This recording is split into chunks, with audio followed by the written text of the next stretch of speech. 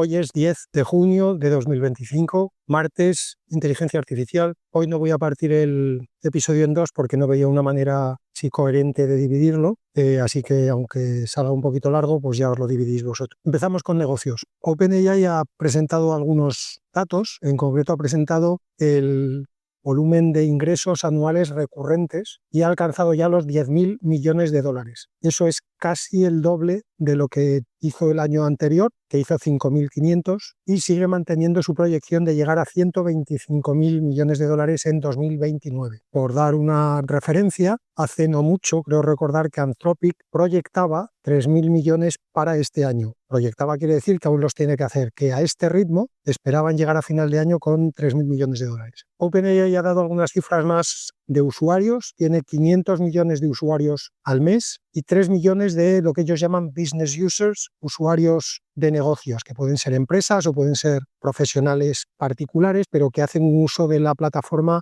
para un uso, digamos, profesional. Y obviamente estos 3 millones son de pago. Y eso también supone un aumento, en este caso están comparando contra febrero, pero es un aumento de un 50% desde febrero, o sea que en 4 meses, ha aumentado un 50% estos usuarios de pago. Relacionado con esto, aunque esto ya lo leí hace unos días, OpenAI también presentó una serie de funcionalidades nuevas orientada sobre todo a negocios para ChatGPT. Pues, por ejemplo, puede acceder a Google Drive, puede acceder a Dropbox, en general puede acceder a varios servicios en la nube y puede hacer también pues, cosas que ya hacen algunas otras herramientas, como por ejemplo escuchar, si lo metes en una reunión, escucha la reunión y después puede encargarse de hacer el resumen de la reunión, o puedes hacerle preguntas sobre lo que se ha hablado en la reunión.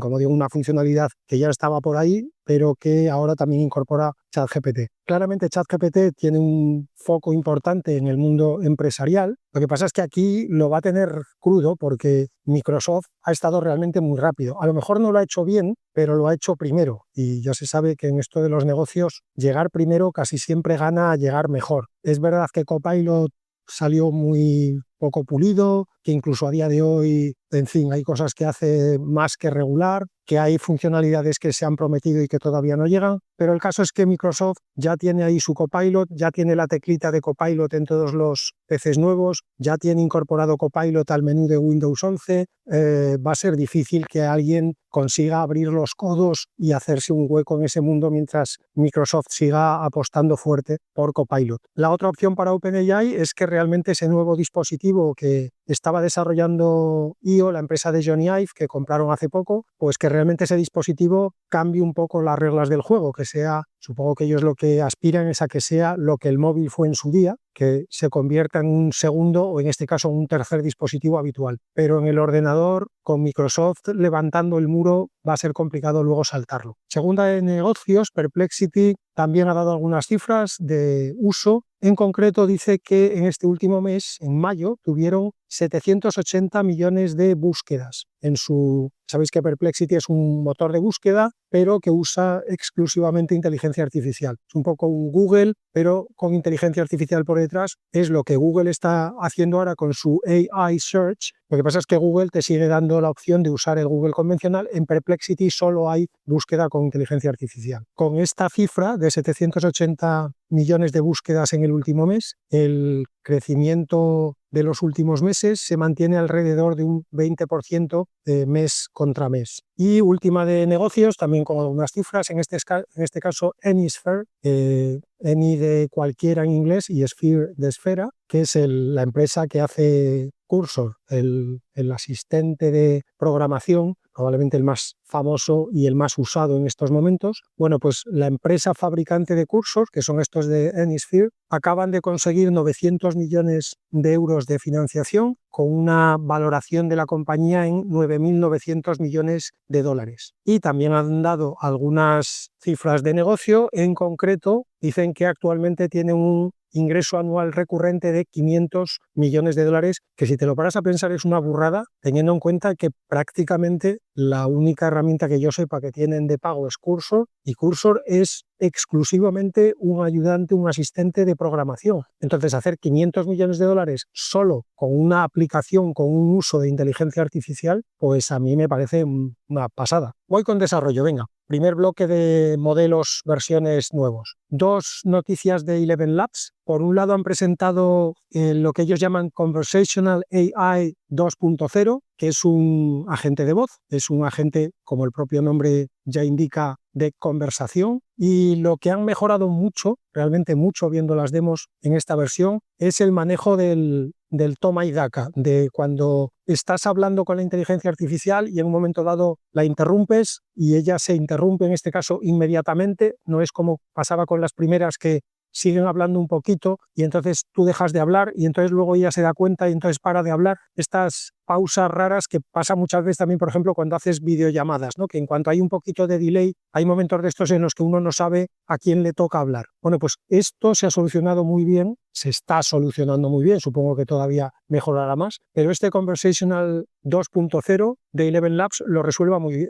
muy bien, mucho mejor. Y también resuelve mucho mejor las pausas. Con los agentes conversacionales que había hasta ahora, en cuanto te parabas medio segundo en tu discurso, la gente enseguida te cogía a la vez. Entendía que habías terminado de hablar y empezaba a soltar su rollo. Bueno, pues este Conversational 2.0 también maneja mucho mejor las pausas. Es capaz de, no sé si entender es la palabra, pero identificar cuando estás haciendo una pausa pues para pensar o cuando estás simplemente el típico momento en el que sueltas esto, pues ese lo entiende bien, te deja un tiempo para pensar, no se apresura a coger la vez. Además de eso, identifica el idioma sin tener que configurarlo previamente. Tú puedes empezar a hablar en el idioma que te dé la gana y él lo identifica solito. Y tiene una serie de funcionalidades que hacen pensar que esto está obviamente orientado mucho más a empresas, porque, por ejemplo, incluye una conexión para usarlo con RAG, con Retrieval Augmented Generation, para que puedas incorporar documentos internos, documentos de la empresa, a la base de conocimiento de la gente, y tienen también, aprobado su uso para cumplir tanto con la regulación de Estados Unidos de protección de datos como la posibilidad de almacenar todos los datos en servidores europeos para cumplir también con la regulación europea. Y por último, permite también, está ya preparado para conectarlo directamente a un emisor de llamadas telefónicas para poder hacer llamadas salientes, pues el típico uso de hacer marketing telefónico automatizado con este agente de voz. Así que todo este paquete de funcionalidades pues claramente hace pensar que este es un producto empresarial, aunque supongo que igual también lo dejan en algún momento dado, aunque solo sea como demo, para uso de consumidores finales. El segundo modelo que ha mejorado esta semana Eleven Labs es el que ellos llaman Eleven V3, que es un motor de texto a voz en el clásico TTS. Lo que pasa es que como ya hemos visto en algunas nuevas versiones de este tipo de modelos, de los TTS, lo que han incorporado es la posibilidad de darle entonación y emoción al discurso de la gente. En el texto que tú le pones, le puedes incorporar, pues supongo que entre corchetes o entre asteriscos, que es como se suelen incluir las etiquetas, pues le puedes incorporar guías de cómo quieres que entone la siguiente frase o la siguiente palabra, o si quieres que lo haga más dramático, más calmado, si quieres que lo haga con humor, si quieres que lo haga con tristeza, lo que tú quieras. Y realmente el resultado es muy bueno, aunque ya digo que en esto yo por lo menos he visto ya algunos modelos en las últimas semanas, meses quizás, que también habían mejorado mucho en este campo, con lo cual Eleven Labs, que ahora mismo está nivelándose con las últimas mejoras que ya habíamos visto. De hecho, en esta misma semana también he leído que una empresa que se llama Hanabi AI, Hanabi escrito Hanabi, ha lanzado un modelo, un TTS, al que han llamado OpenAudio S1, que también tiene esta posibilidad de darle entonaciones y emociones a los textos que lee. Este de Hanabi es el que ahora mismo está en el ranking, en el número 1, en una especie de Telemesis Arena que ha hecho Hugging Face, ha hecho su propia arena para TTS, y en ese TTS Arena de Hugging Face, repito, Hanabi esta semana se ha puesto el primero. Pero ya digo que últimamente estos TTS con entonación y emoción ya prácticamente te los regalaban con 50 euros de compra en cualquier supermercado. Y por último, en modelos versiones, dentro de este apartado que intento tener de recordar o por lo menos mantener en el recuerdo a modelos y empresas que ya he citado en el pasado, aunque no hagan grandes cosas. Obviamente no me refiero a las grandes, que esas salen siempre, pero bueno, las que son más pequeñitas, si hacen algo nuevo, pues me gusta citarlas para que no nos olvidemos de ellas. Bueno, pues en este caso quiero citar a Manus AI, para ser técnicamente correctos con el nombre completo. Son estos que hicieron un agente de uso de ordenador, un QA, Computer Use Agent, que en su momento pues lo petó porque se puso de moda, tuvieron que de repente ampliar servidores, casi quiebran por tener que ampliar tantos servidores, tuvieron que hacer una ronda de financiación, en fin, casi hacen literalmente aquello de morir de éxito. Bueno, pues finalmente no murieron, siguen ahí y acaban de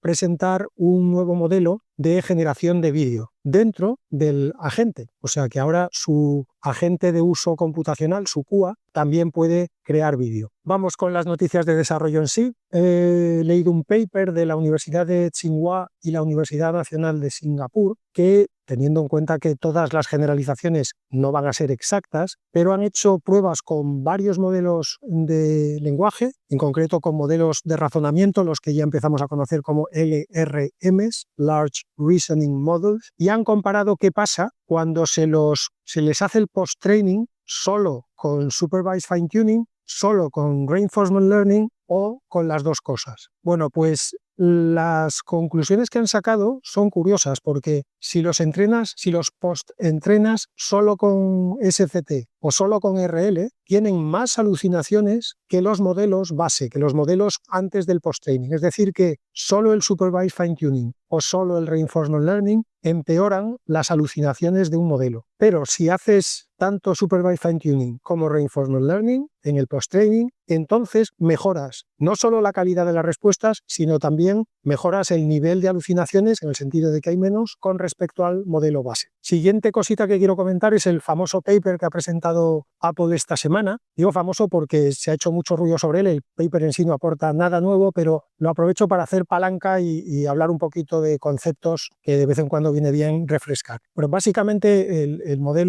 paper de Apple, lo que viene a concluir es que los LRMs, los Large Reasoning Models, no razonan, digamos, de verdad. Y como digo, ha hecho mucho ruido, supongo que porque es de Apple, porque que no razonan, entre comillas, de verdad, es una afirmación que está entre no tiene sentido decir eso, o si le damos un cierto sentido, el cierto sentido que pueda tener ya lo sabíamos de antes.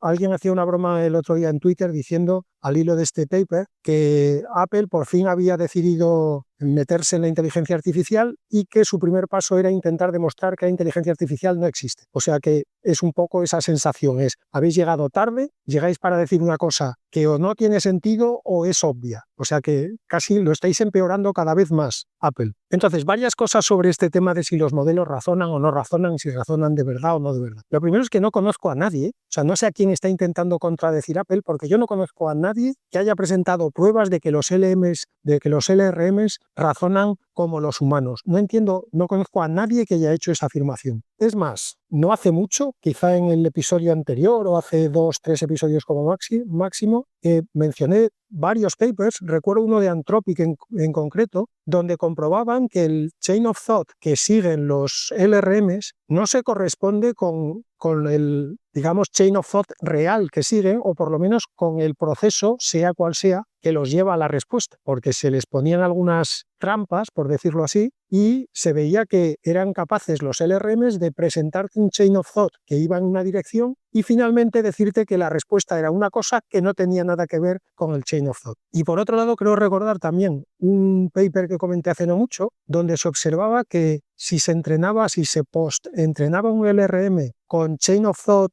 digamos, lógico, con ejemplos de Chain of Thought donde la cadena de pensamientos llevaba de una manera lógica una respuesta. Y por otro lado, se les entrenaba con Chain of Thought de puro ruido, donde la cadena de pensamiento no tenía nada que ver con la respuesta final. Se veía que el nivel de razonamiento final que conseguía el LRM era comparable en los dos casos. Es decir, que el Chain of Thought mejora la respuesta, pero una vez más no sabemos por qué la mejora. No es porque haya un proceso lógico detrás. Y al hilo de esto abro una pequeña reflexión, como digo, sobre conceptos generales. A ver, la madre de todo el problema está en no conocer o en no querer incluir en todas estas disquisiciones los fundamentos de la inteligencia artificial. Y aquí no estoy diciendo que los que han hecho este paper de Apple no sepan los fundamentos de la inteligencia artificial, porque probablemente a mí me torean a dos manos si se ponen, saben muchísimo más que yo. Pero también es verdad que supongo que en Apple ahora mismo habrá una cierta presión para intentar bajar el nivel de excitación que hay en el mercado por la inteligencia artificial, básicamente porque como ellos han sido incapaces de hacer nada que pueda competir en ese mercado, bueno, pues mientras encuentran la manera de competir, lo que intentarán es que los demás no les saquen mucha ventaja para cuando ellos lleguen, si es que llegan algún día, porque esto ya se empieza a parecer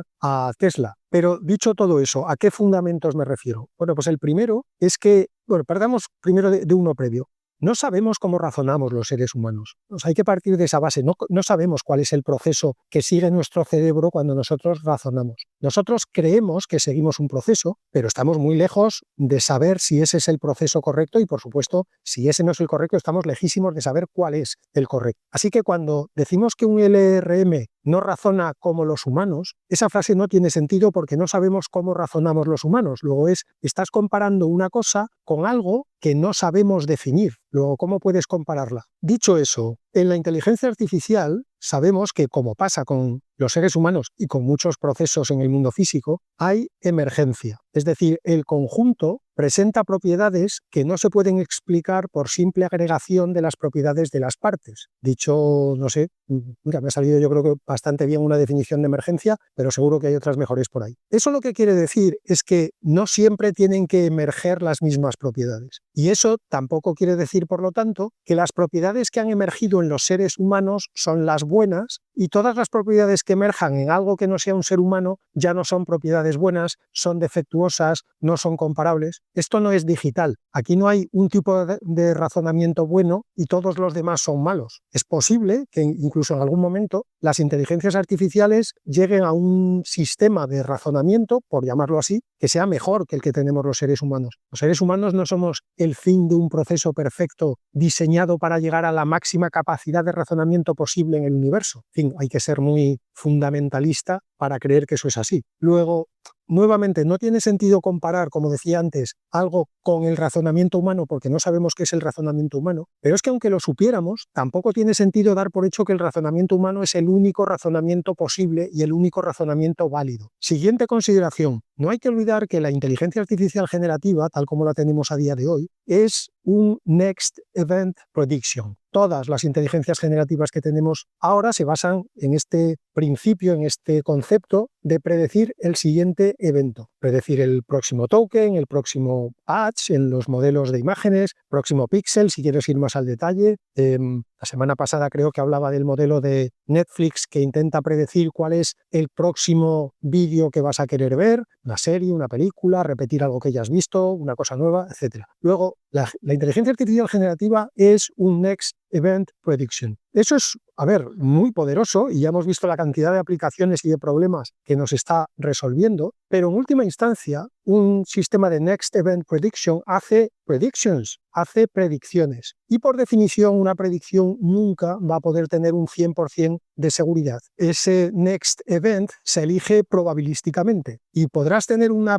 probabilidad del 99,9999%, pero siempre habrá una posibilidad de que se elija, el modelo elija en un determinado momento la que tiene el 0,0001% y falle. Y como sabemos en este tipo de sistemas, no solo en inteligencia artificial generativa, los fallos tienen como el interés compuesto de los bancos una acumulación que va aumentando a medida que engordas el error. Es decir, una vez que te equivocas en un token, todas las demás predicciones se van a hacer sobre ese token que está equivocado. Y cada predicción que hagas equivocada aumentará un token equivocado a la predicción, con lo cual la siguiente predicción ya no tendrá un token equivocado, tendrá 2, la siguiente tendrá 3 y el desbarre al que puede llegar el LLM ya es imparable. Dicho todo esto, yo creo que efectivamente por la intuición que podemos tener todos más o menos de qué es razonar, yo creo que los LLMs a día de hoy no razonan en el sentido en el que nosotros los humanos tenemos la intuición de que razonamos. Y subrayo lo de intuición porque, repito, no hay ninguna seguridad, ni siquiera hay ninguna teoría sólida sobre cómo razonamos los seres humanos. Pero intuitivamente yo diría que los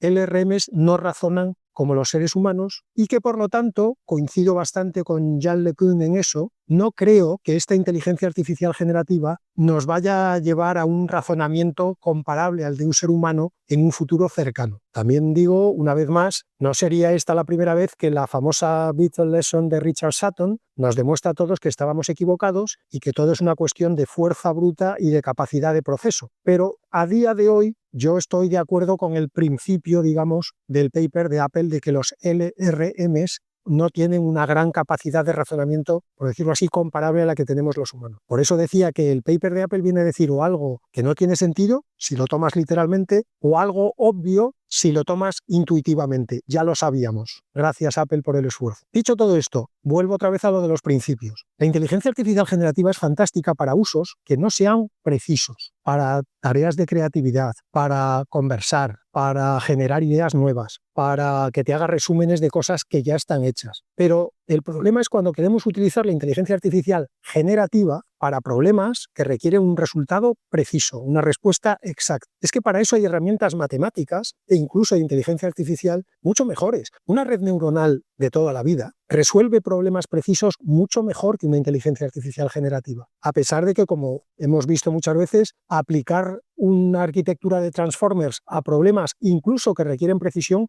muchas veces funciona extraordinariamente bien. Pero eso no quiere decir que vayamos a poder eliminar seguro esa fracción de fallo, esa fracción de incertidumbre que por definición, por naturaleza, tiene cualquier sistema de Next Event Prediction. Esto me lleva a mi amarga queja de siempre, y es que cuando me encuentro con gente, sobre todo en el mundo de empresa, que quieren aprender sobre inteligencia artificial, que quieren un training sobre inteligencia artificial, en el fondo lo que quieren es un training para que les digas trucos sobre cómo hacer mejores prompts a ChatGPT. Y sobre todo para que les digas cómo tienen que hacer los prompts para que ChatGPT no se equivoque nunca. Eso tiene dos problemas. Lo primero es que es imposible, y lo segundo, que cualquier truco que yo te dé hoy o que te dé cualquiera hoy es un truco que se va a quedar obsoleto dentro de 6 meses, más 6 meses con suerte. Con mala suerte se te quedará obsoleto en 3 meses. Yo soy un gran defensor de que antes de aprender a hacer prompts con ChatGPT, tienes que aprender qué es ChatGPT. Y antes de eso tienes que aprender qué es la inteligencia artificial generativa, y antes de eso tienes que aprender qué es una red neuronal, y antes de eso tienes que aprender qué es el machine learning, y antes de eso tienes que aprender qué es la inteligencia artificial. Y eso no requiere 6 meses de training, eso requiere 2 tardes. Pero sí, son 2 tardes que no van a mejorar tu capacidad de conseguir resultados de ChatGPT inmediatamente. A cambio de eso, te van a evitar muchísimas frustraciones con lo que la inteligencia artificial, y en concreto la generativa, puede y no puede hacer. Te va a evitar muchas pérdidas de tiempo intentando aplicar inteligencia artificial generativa a problemas que no son de inteligencia artificial generativa, y probablemente también te vaya a evitar mucho dinero gastado en pagar por hacer proyectos de inteligencia artificial generativa para problemas que no son de inteligencia artificial generativa. Pero para eso tienes que entender primero qué es la inteligencia artificial generativa. Eso es todo, me bajo del púlpito y sigo con las noticias de desarrollo. Antes mencionaba a la Universidad de Tsinghua, que está, como podéis decir por su nombre, en China, y la vuelvo a mencionar ahora porque han estado muy activos y han presentado también lo que ellos llaman un nuevo modelo fundacional, un nuevo modelo base, por decirlo así, para series temporales. Las series temporales son un tema que he tocado de vez en cuando en el podcast. No hay mucho material sobre ellas porque ahora todo el mundo está flipado con la inteligencia artificial generativa, pero el trabajo con series temporales es muy interesante. Estos de la Universidad de Tsinghua han presentado un modelo al que llaman Timer XL, y lo interesante es que soluciona algunos de los problemas que hasta ahora tenían las arquitecturas de transformers cuando se aplicaban a a series temporales. Antes de eso, un pequeño recordatorio sobre los 3 tipos de modelos que puedes construir con una arquitectura de transformers, o en general, esto muy entre comillas, con una inteligencia artificial generativa. Hay, como digo, 3 tipos básicos: una arquitectura que se llama encoder, codificador, decoder, decodificador, y las dos a la vez, encoder, decoder, codificador, descodificador. A grandes rasgos, la arquitectura con codificador, con encoder, se usa, o por lo menos es mejor, para analizar y, por decirlo así, entender secuencias ya existentes. Es decir, son muy buenas identificando patrones en secuencias ya existentes y, por lo tanto, también detectando anomalías, clasificándolas, en definitiva, haciendo análisis para encontrar cosas llamativas, insisto, en secuencias que ya existen, porque tienen un sistema de atención que se llama bidireccional. En cada token prestan atención tanto a lo que hay antes del token en la secuencia como a lo que hay después del token, porque, insisto, la secuencia ya está cerrada. La arquitectura de decodificadores, de decoders, son mejores para predecir nuevos elementos en la secuencia, es decir, el famoso Next Token Prediction de los LLMs, y por eso la arquitectura de decoder es la que usan la inmensísima mayoría de las inteligencias artificiales generativas que tenemos a día de hoy, porque justamente una inteligencia artificial generativa lo que le pedimos es que genere nuevos tokens, y para eso es mucho mejor la arquitectura de decoders, porque el mecanismo de atención ahí obviamente no puede mirar hacia adelante porque no conoce la secuencia completa, la tiene que ir produciendo el propio modelo, pero el mecanismo de atención lo que hace es, al mirar hacia atrás, busca relaciones de causalidad que le permitan deducir cuál debería ser, siguiendo esa relación de causalidad, el siguiente token. Y esa relación de causalidad la buscan sobre todo en los tokens más cercanos al momento en el que hay que hacer la predicción, aunque gracias al famosísimo paper de Attention is All You Need, el mecanismo de atención también es capaz de tener en cuenta tokens más lejanos, pero presta mucho más atención a los cercanos.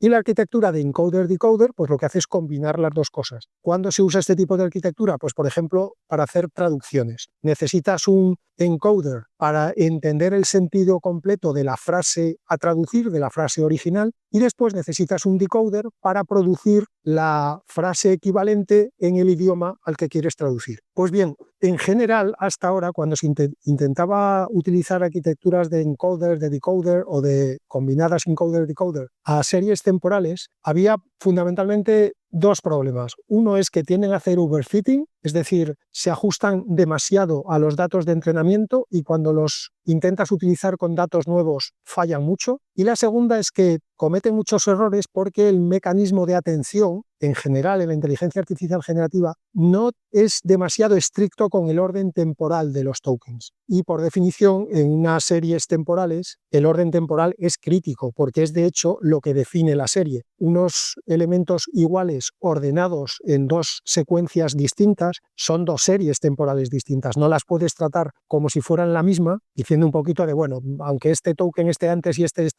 después, da un poco igual. No da un poco igual. En el lenguaje da igual decir llevaba unos zapatos rojos o llevaba unos rojos zapatos. En español queda un poco raro, pero el significado es el mismo. En una serie temporal, no. Bueno, pues estos de la Universidad de Tsinghua, en este modelo que han presentado Timer XL, han desarrollado un nuevo mecanismo de atención al que han llamado, nuevamente los nombres no son muy originales, Time Attention, que justamente lo que hace es modificar el mecanismo de atención convencional para evitar el overfitting y para que sea mucho más riguroso con el orden temporal de los tokens. No elimina los problemas del todo, pero mejora mucho el resultado con respecto al resto de las familias de modelos para series temporales que teníamos hasta ahora. En concreto, he visto alguna comparación con el Times FM de Google y con el Moirai de Salesforce. Y veo aquí también que tengo las notas con el Kronos de Amazon. Y la última de desarrollo viene de Sakana, de los japoneses, Sakana AI, que sabéis que es esta empresa japonesa que desarrolla inteligencia artificial intentando encontrar, digamos, inspiración en los procesos naturales y en cómo funcionan los organismos naturales. En este caso lo que han hecho es presentar lo que ellos llaman una Darwin Gödel Machine, DGM. a mí ya me atrapó la noticia simplemente por el nombre, porque una máquina que incorpora el nombre de Darwin y de Gödel, pues en fin, el de Gödel, el de los teoremas de incompletitud, pues eso hay que leérselo por descontado. Entonces, ¿qué hace esta DGM? Pues parte del concepto teórico de la máquina de Gödel, que ya existía y que curiosamente no es una máquina, un concepto que desarrollara el propio Gödel, sino que lo desarrolló un tipo que se llama Jürgen Schmidhuber en 2003, pero como la base matemática sobre la que lo desarrolló venía sobre todo de los desarrollos de Gödel, pues le puso de nombre a su concepto la máquina de Gödel. ¿Qué es una máquina de Gödel? Una máquina de Gödel es un algoritmo, insisto, teórico, que es capaz de mejorar el rendimiento de cualquier algoritmo y por lo tanto es capaz de mejorar el rendimiento de sí mismo, porque la propia máquina de Gödel es un algoritmo. Luego es un algoritmo que es capaz de mejorarse a sí mismo indefinidamente y eso lo que hace es que, como es un algoritmo que mejora otros algoritmos, cada vez que se mejora a sí mismo, mejora también la manera de mejorar algoritmos, con lo cual construye uno que es, por decirlo así, doblemente mejor que el anterior, el siguiente todavía mejor y así ad infinitum. ¿Cuál es el problema que tiene la máquina de Gödel, digamos el concepto original de la máquina de Gödel? Pues que para poder saber si ha mejorado el algoritmo, tiene que hacer una demostración matemática. La única manera de que pueda saber seguro que ha mejorado un algoritmo es demostrarlo. Y eso choca precisamente con el primer teorema de incompletitud de Gödel, que, como sabéis, demuestra que cualquier sistema lógico coherente o bien es incompleto o contiene proposiciones que no pueden demostrarse dentro de ese mismo sistema lógico. Así que una máquina de Gödel, en teoría, antes o después, se encontrará con un algoritmo que no podrá demostrar matemáticamente si es mejor o es peor que el algoritmo anterior y por lo tanto se bloqueará porque no podrá decidir si sustituye el algoritmo anterior con el nuevo o no, porque no sabe si es mejor o no. Bueno, pues ahí es donde Sakana introduce a la máquina de Gödel, le añade un approach darwiniano, evolucionista. Lo que hará en este DGM de Sakana, lo que hará la máquina de Gödel es elegir las mejoras que en la práctica, no por una demostración matemática, sino en la práctica, tengan mejor rendimiento que la versión anterior y no intentará hacer ninguna demostración matemáticamente. De ahí viene el nombre de máquinas de Darwin-Gödel, porque es una máquina de Gödel que evoluciona darwinianamente. El ejemplo que ellos presentan es un agente de programación, una inteligencia artificial que programa y que lo que hace es ser capaz de mejorar su propio código. La prueba darwiniana, en este caso, la prueba de quién es mejor en la práctica, se mide sometiendo a los distintos candidatos a diferentes benchmarks y los que obtengan mejores benchmarks se guardan y se crean nuevas generaciones a partir de ellos. Esas nuevas generaciones se vuelven a someter a benchmark y así sucesivamente hasta que llegas a un tope de rendimiento y ya la máquina de Darwin-Gödel no es capaz de generar ningún algoritmo nuevo que supere a los últimos que ya han llegado al límite de los benchmarks. ¿Qué resultado ha obtenido esta idea teórica? Bueno, pues la DGM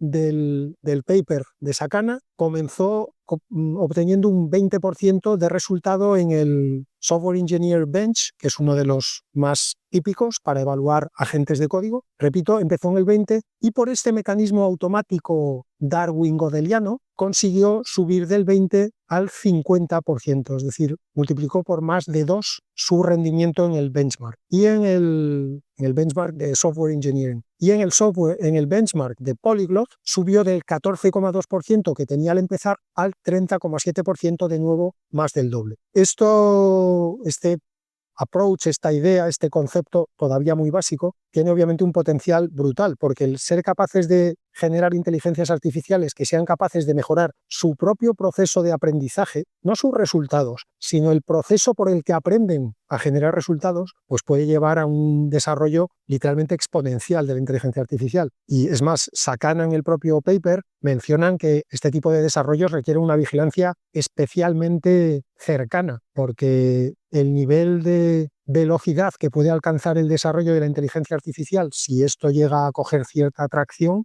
va a ser literalmente incontrolable, porque van a mejorar tan rápido que no nos va a dar tiempo a revisar las distintas mejoras antes de que ya se haya producido otra mejora. Pero bueno, esto es lo de siempre, todas las tecnologías se pueden usar para el bien o para el mal. Este es un debate que no tiene solución, o sea que no entiendo muy bien por qué lo seguimos abriendo cada vez que aparece algo nuevo en la historia de la humanidad. Y cierro con las pildoritas. Una startup alemana que se llama Q.ant, QAnt, ya vais viendo por dónde van los tiros, algo cuántico, estaréis pensando, pues no ha presentado algo cuántico, pero ha presentado algo que yo creo que a día de hoy es incluso más interesante. Han anunciado que empiezan a entregar, a vender ya de verdad la primera NPU, la primera Neural Processing Unit, que funciona con fotones, es decir, es una NPU fotónica, no es una NPU electrónica, como es toda la circuitería que usamos a día de hoy para la computación. Yo siempre habría pensado que el primer chip fotónico lo haría Nvidia o Intel,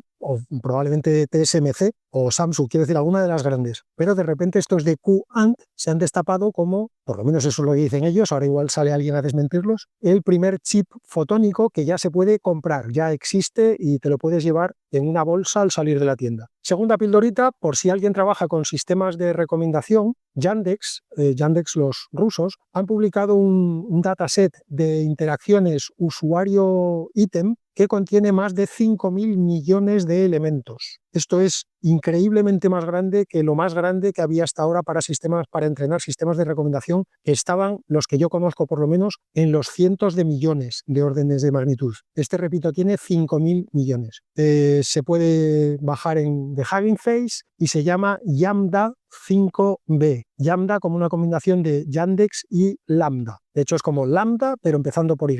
Venga, más fácil todavía. Tercera pildorita. Google ha presentado, dentro de este apartado que tienen de Labs, como de experimentos, de momento solo en Estados Unidos y solo para mayores de 18 años, que se me traba la lengua, ha presentado un producto al que han llamado Portraits, retratos, que es una inteligencia artificial que te hace coaching personalizado, pero construido a partir de coaches reales, que obviamente han dado su permiso y han colaborado para entrenar a esa inteligencia artificial. La idea es que tú entras en estos portraits, entras en un chat con una representación en inteligencia artificial de un coach real. El primero que han elegido, yo no conozco a esta señora, pero se llama Kim Scott y por lo visto es muy famosa porque tiene un libro que ha vendido muchísimo que se llama Radical Candor, algo así como sinceridad radical. Bueno, pues Google ha construido una especie de gemelo artificial de esta tal Kim Scott y tú cuando entras en Portraits estás hablando con una representación artificial de Kim Scott que es tan Kim Scott que de hecho habla con su propia voz. Supongo también que la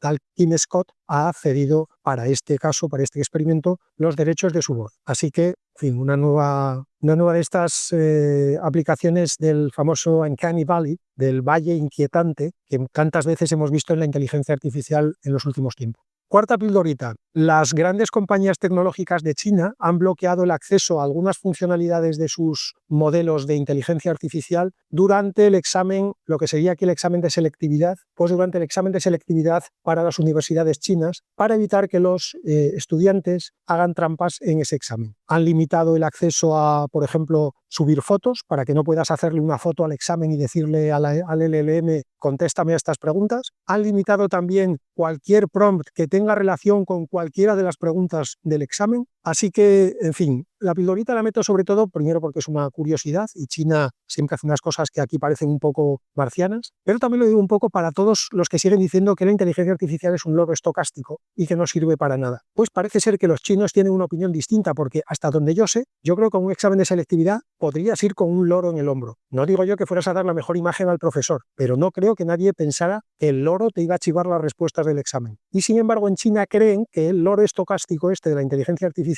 sí te va a poder hacer aprobar el examen, así que igual no es tan inútil como creen algunos. Siguiente pildorita, Cortical Labs, de los que ya hablé aquí en alguna ocasión, es una startup australiana que diseñó lo que ellos llaman un computador biológico. Es un computador que lo que hacía, un chip, que lo que hacía era montar neuronas humanas sobre una oblea de silicio, que es la que hacía las conexiones entre las neuronas. De tal manera que tendríamos una especie de neuronas artificiales, solo que no serían artificiales porque están hechas de tejido orgánico, el mismo tejido, la misma estructura que la neurona de nuestro cerebro. Este computador, al que ellos llamaron CL1, se ha puesto finalmente a la venta y cuesta, para el que los tenga disponibles para este tipo de cosas, $35.000 cada uno. Eso sí, hay una oferta que os comunico, porque con esta oferta seguro que os vais a comprar varios. Si compráis en lotes de 30, entonces solo cuestan $20.000 cada uno. O sea que por $600.000 puedes tener 30 CL1s en tu casa, y esto sí que es de la Uncanny Valley, pero total. O sea, las visitas te van a mirar de otra manera cuando les enseñes un ordenador hecho con neuronas humanas.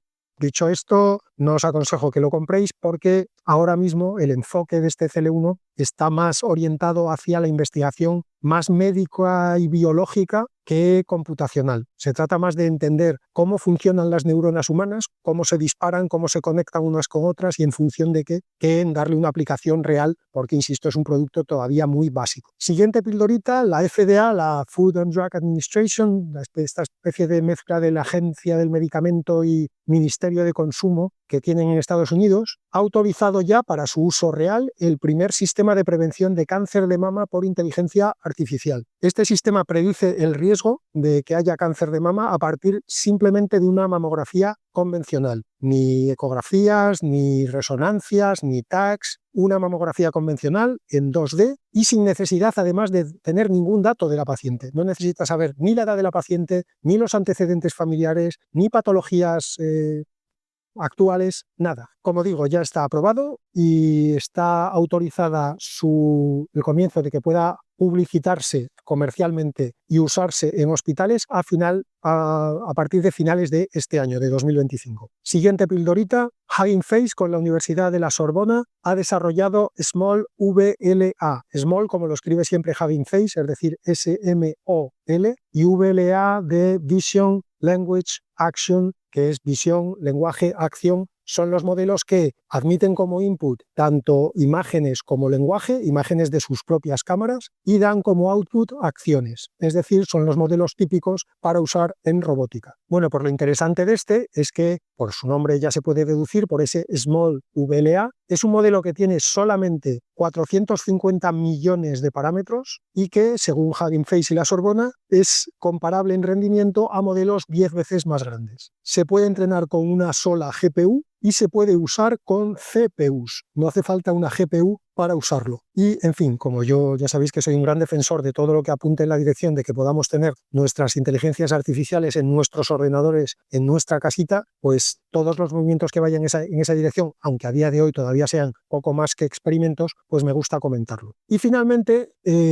una pildorita que agrupa varias, porque he leído ya varios artículos sobre un estudio que presentó el Harvard Business Review, donde en la encuesta que ellos hacen periódicamente, por primera vez, el principal uso que la gente le está dando a la inteligencia artificial es, cito textualmente, Therapy Companionship, es decir, terapia y compañía. Esa es la primera, pero es que la tercera es Finding Purpose, encontrar un propósito. Para que os hagáis una idea, desarrollar código, es decir, ayudarte a programar, es la quinta. Las primeras, insisto, la primera y la tercera en concreto, están relacionadas directamente con aspectos mucho más humanos de lo que las personas hacemos en la vida. Lo que, una vez más, vuelve al punto de siempre, y es que la inteligencia artificial generativa se parece mucho más a un ser humano que a un ordenador, lo cual no quiere decir que sea igual que un ser humano, pero desde luego a lo que no es igual es a un ordenador. Yo digo muchas veces que uno de los grandes problemas que se encuentra la inteligencia artificial generativa para crecer es que la usamos en un ordenador y todos estamos acostumbrados desde hace décadas a que todo lo que hace un ordenador es exacto, preciso. Un ordenador no se equivoca. La frase que siempre se decía es: las máquinas nunca entenderán a los seres humanos porque las máquinas no cometen errores, las máquinas son frías. Bueno, pues ahora que tenemos un sistema que entiende a los seres humanos, que se equivoca, que tiene contradicciones como nosotros, claro, la metemos dentro de un ordenador y entonces nuestro cerebro inmediatamente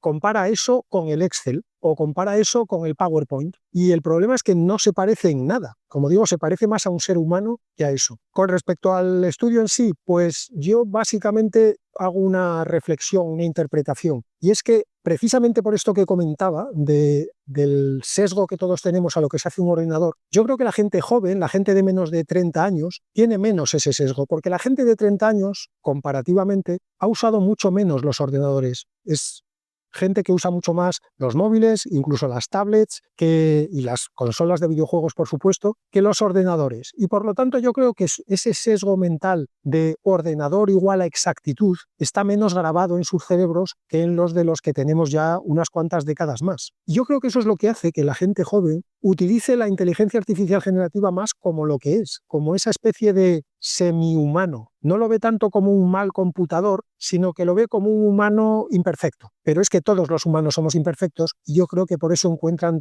una conexión tan natural con la inteligencia artificial generativa. Al hilo de esto, como decía, he leído varios artículos. En otro artículo leía que el 57% de los usuarios de Character AI, que es esta plataforma que te permite construir como personajes, más que personajes, que suena un poquito como a ficción, personas. Tú defines la personalidad que tiene que tener, cómo te gusta que te hable, si el sentido del humor te gusta que tenga, si quieres que sea muy lista, poco lista, que sepa mucho de algo, que sepa mucho de otra cosa. Bueno, pues en Character AI, el 57% de los usuarios tiene entre 18 y 24 años. O sea, el 57% se concentra en un segmento de 6 años de diferencia. Y si te paras a pensar, yo diría que casi es natural que hayamos llegado a esta situación en la que el primer uso sea terapia y compañía, porque las principales virtudes, no sé si las principales, pero algunas de las grandes virtudes que tiene la inteligencia artificial generativa son que, por ejemplo, no te juzga. Tú sabes que a una inteligencia artificial generativa le puedes contar lo que quieras, que no se va a poner en una posición de superioridad sobre ti. Por otro lado, sabes que no le va a contar el secreto a nadie. O sea, no va a ir a otro amigo tuyo a contarle que le has contado esto, ni se lo va a contar a tus padres, ni se lo va a contar a tus profesores. Es como el humano perfecto en ese sentido. Es un humano que no tiene ningún interés oculto y por lo tanto todo lo que te dice, te lo dice simplemente por eso, por decírtelo. Es un generador de palabras. Muchas veces creemos que eso es un defecto, pero en este caso es una virtud. No tiene nada que ganar y no tiene nada que perder por decirte una cosa u otra, con lo cual, por atribuirle una cualidad humana, es sincero. Y cuando quieres confesarte con alguien, cuando quieres hablar con alguien de tus preocupaciones más profundas, la sinceridad en la otra persona normalmente se valora mucho. Eso ha sido todo por hoy. Hasta el martes que viene.